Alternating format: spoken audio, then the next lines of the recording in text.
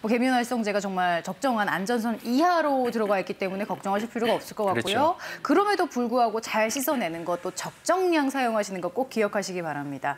계면활성제에 대한 소문, 또 이런 소문도 있더라고요. 진짜일까요? 계면활성제는 몸속에서 5일간 존재한다, 남는다. 너무 오래 남는 거 아니에요? 예, 그거에 대해 제가 설명드리도록 하겠습니다. 보통 세제는 우리가 밖에서 어떻게 몸 밖에서 사용하는 건데 어떻게 우리 몸 안에서 존재할까 이런 의구심을 품으신 분이 많을 텐데요. 그게 바로 잔류 세제 때문입니다. 제가 예를 들어서 이런 컵을 좀 예를 들어 보겠습니다. 컵을 내가 어떤 세제를 이용해서 세척한다 가정했을 때 보통 이렇게 하얗고 뽀드득 소리가 나면 깨끗이 세척이 됐다고 우리가 보통 생각을 하는데요. 네. 사실 이런 경우도 세제가 남아있는 경우가 꽤 있습니다. 근데 이 상태에서 제가 또 여기서 물을 담아서 마시게 되면 결국 제가 세제를 같이 먹게 되는 겁니다.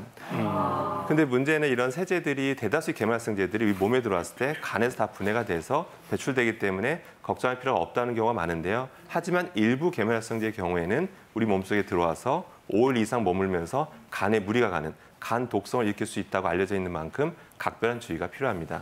네. 아니 나도 모르게 계면활성제를 먹는다는 것도 좀 그런데 무슨 전 드라마 대사가 생각나는 게요. 내 안에 계면활성제 있다. 아니 5일이나 있으면은 이게 사실은 쌓이면 나한테 몸에 안 좋은 무슨 역할도 할 것 같은데 어떻습니까? 걱정됩니다. 예. 네, 우선 세제를 제일 많이 접촉하는 거는 피부잖아요. 네. 사용을 할 때 세제의 필수 성분인 계면활성제가 피부에서 이 장벽이 좀 옅게 되거나 장벽이 깨져 있는 사람들의 경우는 접촉성 피부염을 유발할 수 있고요. 또 하나가 이 세제 일부 성분이 기화되거나 분말의 형태로 호흡기로 들어갑니다.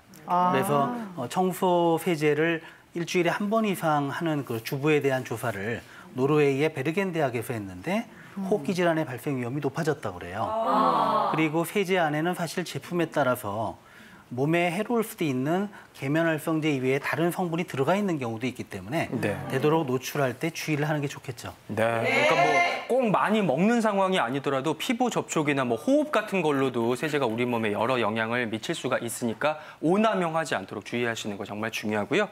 마지막 소문, 계면활성제에 대한 소문 이겁니다. 꼭 피해야 하는 계면활성제가 있다. 이 말은 계면활성제의 종류가 다양하다는 걸까요? 예, 맞습니다. 계면활성제가 매우 다양합니다.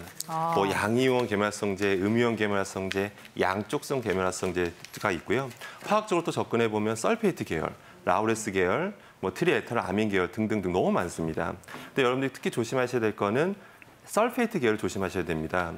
보통 성분표를 보게 되면 암모늄 라우릴 설페이트라고 해서 설페이트란 말이 붙어 있는 경우가 있는데요. 이런 것들은 물론 씻어낸 용도는 괜찮습니다. 근데 혹시라도 이게 몸에 들어올 가능성이 있게 되면 우리 몸속에 위험하기 때문에 특히 이런 용도 사용에 있어서 특히 좀 조심하셔야 되고요. 특히 아이용, 유아용 식기에 대해서는 혹시라도 설페이트 계열을 쓰게 되면 이게 남아있을 수 있지 않습니까? 그러면 결국 아이들 몸에 들어갈 수 있어서 위험할 수 있기 때문에 설페이트 계열은 각별히 조심하시는 게 중요합니다. 근데 교수님 궁금한 게요.